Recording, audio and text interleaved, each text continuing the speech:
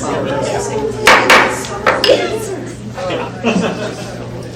can have everyone take their seats. Call to order the work session here on the Anchorage Historic Preservation Plan. We'll begin by going around and making introductions. Christine will be back shortly. Let's wait for Christine. Mr. Weaver, are you going to join them up front? I'm going to sit right here next to them. All right, well, we know where you are if we need you. Okay, we'll begin with introductions, starting to my left. Hi, good afternoon. I'm Carol Wong. I am the manager at the Long Range Planning Section. I'm glad to be here with you all. And I'm Doug Gassick from the State Historic Preservation Office, and we were a part of the planning effort for this plan to help make sure that it met the guidelines of our Certified Local Government program. And I'm Christine Bunnell. I'm with the Community Development Department, the Long Range Planning Section. I was the project manager for the Historic Preservation Plan and then a couple of other historic preservation planning projects that we've done. And if I could acknowledge quickly Daryl Hess, he was part of our technical advisory committee for the project. Mr. Hess. Mr. Hall. We couldn't have done it without him. Ernie Hall, Anchorage Assembly. Jennifer Johnston. Harriet Drummond, Assembly. Elvie Bray Jackson. Paul Holman, Assembly. Christine. Thank you, Mr. Chair. We're coming before you today to just a quick overview of the Historic Preservation Plan for Anchorage's 4 original neighborhoods. This is a project that we've been working on since October of last year. The funding for the project came through the Federal Highway Administration and a memorandum of understanding, and it is meant to be part of a kind of like an overall program for mitigation for the Kinnick Arm Crossing. So we will be taking before you. You have the public review draft plan. And we actually have today, and I apologize, we don't have it for distribution for you today because we just got it through email, our public hearing draft.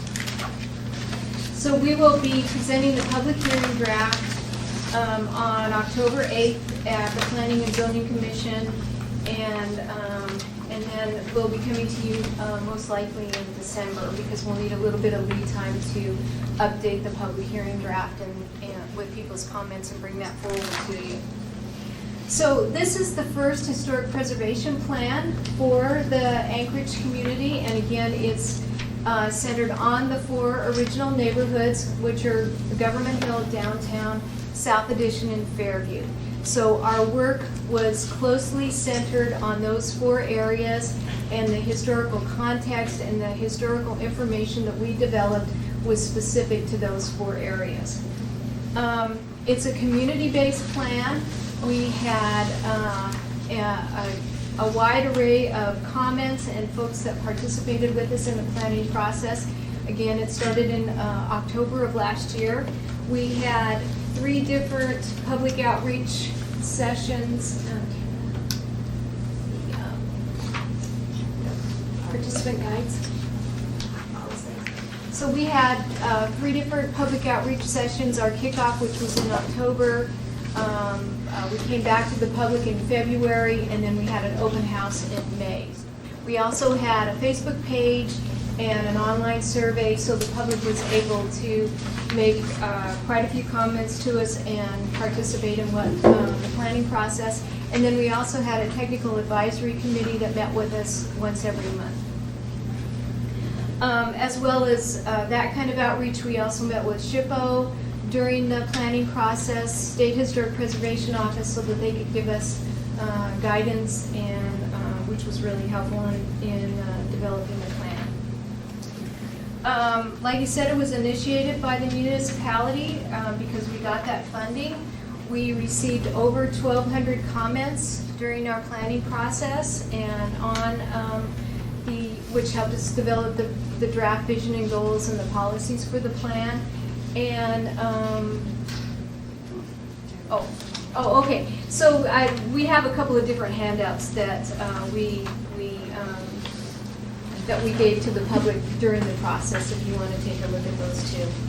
So like I said, it was initiated by the Muni. We've received over 1,200 comments, and just to give you a little perspective on that, the Chugach State Park Plan that we've been working on received around 200 comments. For our plan, we received over 1,200, which we think is absolutely wonderful. So the vision, goals, policies, and the implementation program that is in the plan is based on this public comment. It's also based on historic preservation best practices that are adopted throughout the country. And then it's also based on the Secretary of Interior standards for historic preservation. The purpose of the plan was to identify and address the preservation and management of the historic resources within the 4 neighborhoods, to provide us guidance and develop mitigation tools in response to large infrastructure projects, the Canuck Arm crossing being one of those. We identified many historic resources within the neighborhoods. We also identified the potential for historic districts, homes and properties that could be nominated to the National Register, as well as a local historic register if we decide to have one of those. And throughout the planning process, we wanted to make sure that we develop policies and a vision and goal that support our existing comprehensive plan and then the downtown plan. So just examples of that, support of those policies. On page 65 of the comp plan, we want to conserve Anchorage's heritage and the historic buildings and sites, and that's included in the historic preservation plan. Policy 21, where it talks about the conversion and reuse of underutilized buildings, the potential for using those underutilized or historic buildings for commercial ventures. If you guys are familiar with Fire Island Bakery, that could be a historic building if they wanted to nominate it to the register because of its architecture. Well, close to could be, Yeah. right? And it definitely could be in a historic district. So those are the kind of things where we would like to be able to see that reuse if at all possible, and the plan supports that. Other policies, one of the things that we heard from the neighborhoods is the uniqueness of these 4 neighborhoods and their individuality, and they want to retain that uniqueness. They want to retain that historic character. They like the alleys that they have. They want to retain their alleys and the walkability, the ability to be able to ride their bikes, go from South Addition to downtown, Fairview to downtown. Again, that walkability and historic character that those neighborhoods have had, they want to retain all of that. They also want to be able to retain as much as possible the architectural character of their neighborhoods and that feel. So if new buildings are going to be built in these 4 neighborhoods, it would be nice to be able to have the buildings have kind of like the same look and feel that is already in that neighborhood. And so we're suggesting the potential for architectural standards on a neighborhood by neighborhood basis, depending on what they would come up with. Again, it's one plan for 4 neighborhoods, but each of the 4 neighborhoods has the ability to add different things and move forward once this plan is adopted. We talk a little bit about the Muni-owned historic buildings and what is needed there.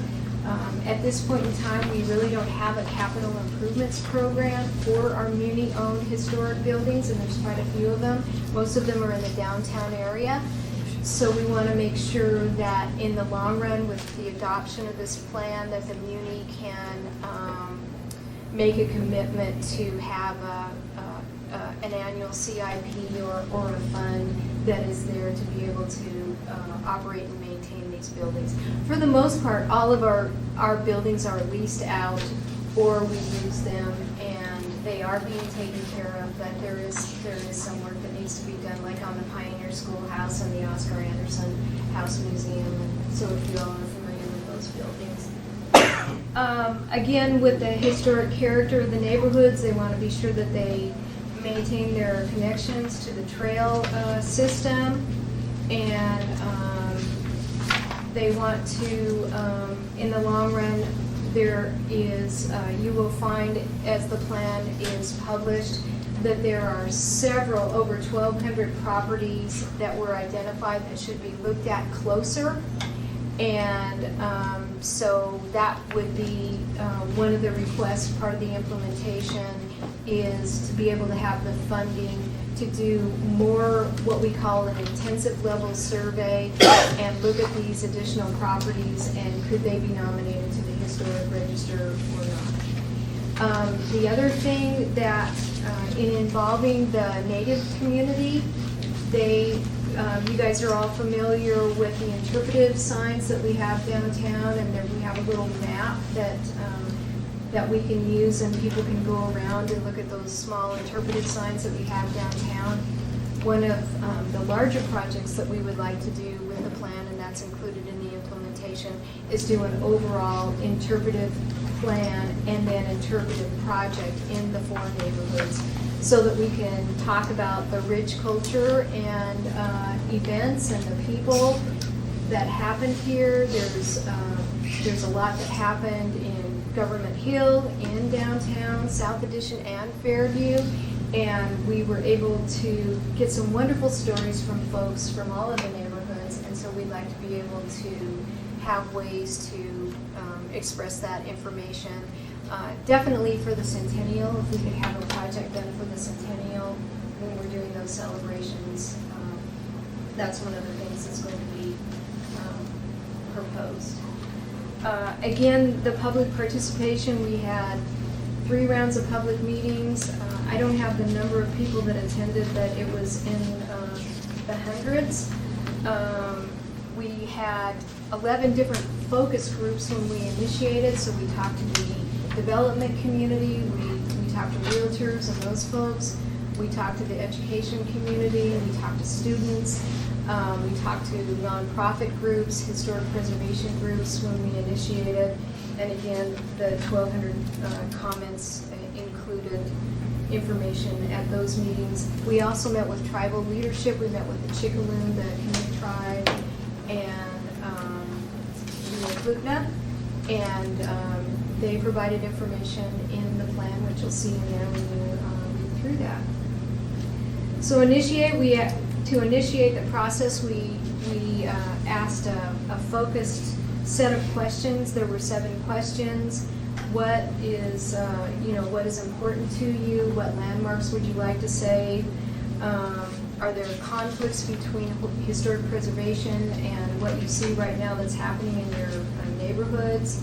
What's unique about the 4 neighborhoods? We wanted to find that out, how folks felt, what improvements they would like to see, and if there were partner organizations that they felt that we could partnership or they could partnership. Interrupt me anytime if you have any questions. I'd just like to make a comment. Oh, sure. I'm really glad that there are 3 of the 5 members of the Title 21 committee here, because I'm thinking there's impacts on the Title 21 land use regulations that might be related to what you folks have done. And since you brought that up, I noticed that landmarks to save, and currently under Title 21, Quonset huts are not legal, and that's one of the things they want to save. There were some of us that felt that we should strike that from the Title 21, but I just thought that was interesting.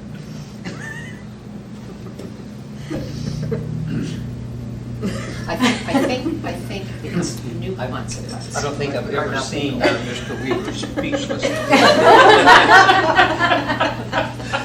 We should have had a photograph of that expression. You know, it's, excuse me. And I had a question, follow up then. Government Hill loves their Quonset huts. They absolutely do. They feel that those Quonset huts are part of their neighborhood. It's part of their neighborhood character. And yes, most of them went away in the early 60s, but the ones that are there, people are living, 2 people are living in, and the other 3 are used for storage, and they like to keep them. I think dormers are nice on them too. Well, we had a planning staff member that still lives in the Quonset hut for a long time. And, you know, basically what a lot of this is doing is laying out the parameters to protect and preserve our historical significance portions of our community. And the way the code is being written for Quonset huts and the nonconformities, they would be able to stay in perpetuity, in essence. So begs the question, and I believe it's municipal, and at least the land is, I know it's under lease, the Anchorage Log Cabin Visitor Center. I don't know if the decision's been finalized on that. I know there was much ado about moving it, removing it possibly. I thought there was a discussion about that. I have not heard that. Where have I been? Discussion on it. How is that eligible? Is that, I don't know if that was actually built on that location or Yes. moved there? It was. It was designed by Eglinton. Excuse me? It was designed by Eglinton, I think, in the 1960s. I don't think that was specifically called out in this plan. Is it? I don't think so. I don't think so. Yeah. Christine, are you done with your presentation? I just have just a couple more thoughts. Go ahead and hit those. Okay. I'm sure You that's- gave me the opportunity to interrupt, so I interrupted. Okay, no, that's okay. So why is it important to adopt a historic preservation plan? Well, first of all, it helps us retain our history. It helps us talk about our history. It helps us bring our history to the forefront. We're a very, very young city compared to many, many other places. I mean, we've only been here for, well, white folks. 100 years in 100 2015. years. I mean, Europeans, whatever, have only been here since 1915. So even though that is a short time, we do have some wonderful history here. Like I said, we met with the tribal groups, and they gave us some history about the area, what it was like here. And they have, you know, all of us that are here, all of our different family groups have helped found Anchorage, and it's important to be able to tell that story. It won't require property owners. If we find a property that could be eligible for the National Register, they're not required to nominate their property to the National Register. If they do, then there's things that we can help them with to do that. It'll help support historic preservation if there's other impacts that could come to a neighborhood, say other transportation projects, or you know, Walmart wants to come in or something like that. You know, that's kind of an extreme example, but you know, something could happen in a neighborhood where it's completely historic and no, we really don't want Walmart there. So this is a historic neighborhood. It also helps us visualize and adopt a capital improvements program. It also helps us provide some of the culture and education that we know that we have with this interpretive program that we want to complete. We can bring that together. We've got a lot of groups that are interested in that. The Downtown Partnership wants to lead that effort. The Historic Preservation Commission has already indicated that they would be happy to fund about $25,000 of that effort. We figure to get a really nice plan done. It's close to 100, so we've got to start on the funding for that. It will give us some, like I said, some mitigation tools for not only infrastructure projects, but new buildings that come in that we want them to have that architectural consistency. It'll also help maintain the overall historic character. And it gives folks an ability to have a voluntary program if they want to be involved in historic preservation. And then also there are federal tax credits if you do have a historic building and it is a business. You actually are able to get some kind of tax credits for that on a federal basis. How it's going to be used, it'll be part of the comprehensive plan. We anticipate adopting it into the comprehensive plan, and when it's in there, then that will help us to promote historic preservation. And again, as we move forward to celebrate our history, this is a great step for us to take as we want to move forward and do historic preservation planning in the other neighborhoods. We've got this foundation. The Historic Preservation Commission is trying to complete an overall historic preservation plan, and they will be able to use this as their foundation for that plan too. And so with that, I think, unless Doug or Carol has anything. That's it. Questions? I'm assuming that the Anchorage Convention and Visitors Bureau, which has a new name that I'm not comfortable with yet, will also be interested in partnering on the interpretive displays. Yes, they've been involved in that meeting, right, Carol? Yeah. I do have concerns about Title 21 and how it impacts this. You've got historic districts recommended in here. I don't have a page number. About 4 pages from the back, historic districts and historic properties. Could you explain that a little bit? Well, historic. About historic districts? Yeah. Well, there's different ones, like at the national level and local level. Obviously, the ones that are going to impact the zoning regulations more would be the local level district. And what most communities do when they establish the districts is just do an overlay, so it's not impacting the underlying zoning aspects. It's just an overlay district there, so those regulations in the same place. Okay. Overlay district with specifics on the historic aspects, and where would architectural standards by neighborhood basis fit in there? In the overlay district? In the overlay, and those would be specific to the neighborhood and what the community wants that overlay district to look like. Okay, so, and then this historic properties recommendation, what does that mean? Well, part of it, and I didn't touch on this, and I apologize for that. Part of our effort, you heard me talk about a survey. Well, there has been surveys done of each neighborhood. They've been done at different times. So the first one was done around about 1998, and that was done for downtown. So they did a historical survey for downtown. One was done for Government Hill for the Cabata project. We just completed one for South Addition as part of this project, and then there was one completed for Fairview a few years ago. So what we did is we took all of that information, we looked at what the survey said, how many properties in there had the potential to be eligible to be nominated to the National Historic Register.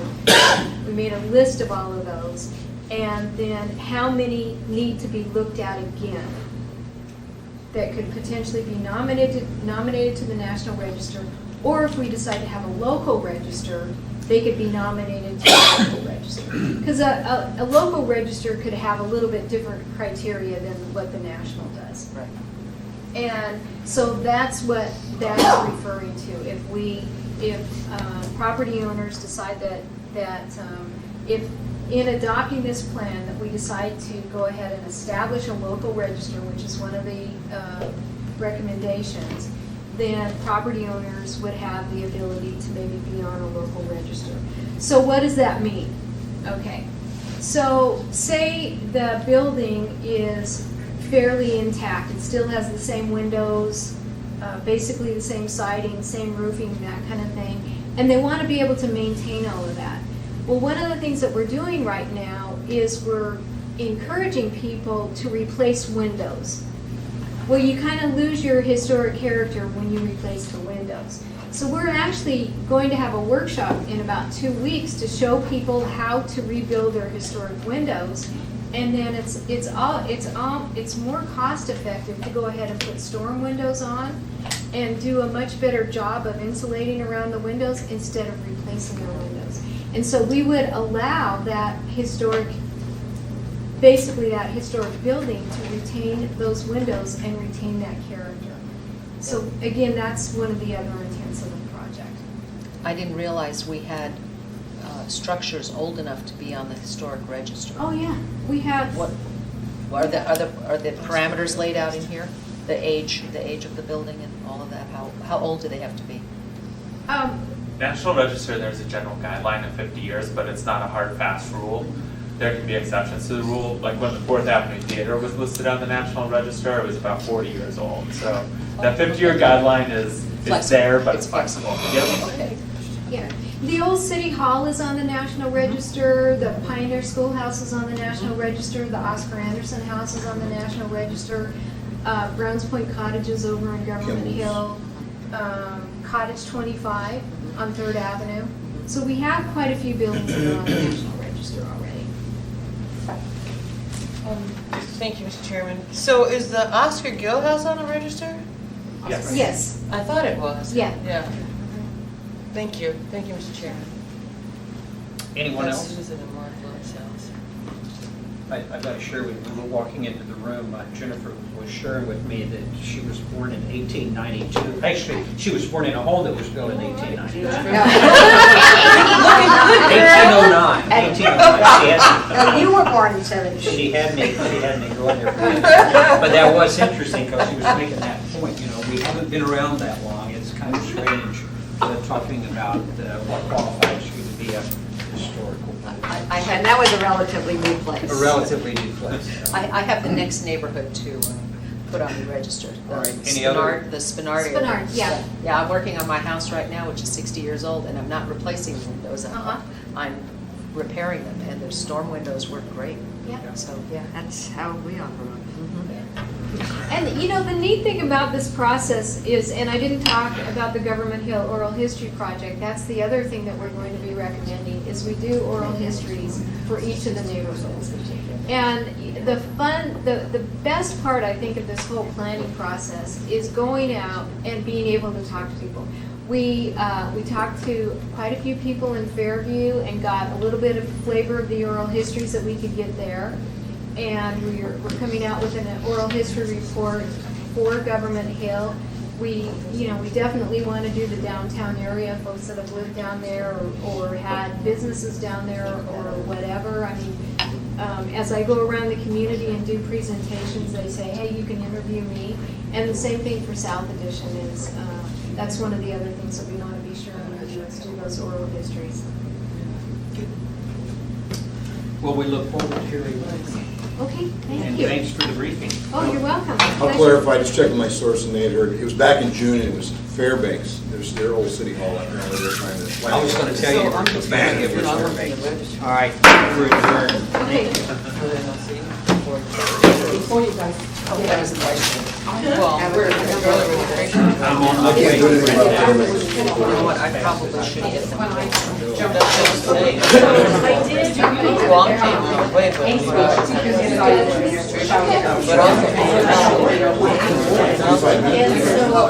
What is that?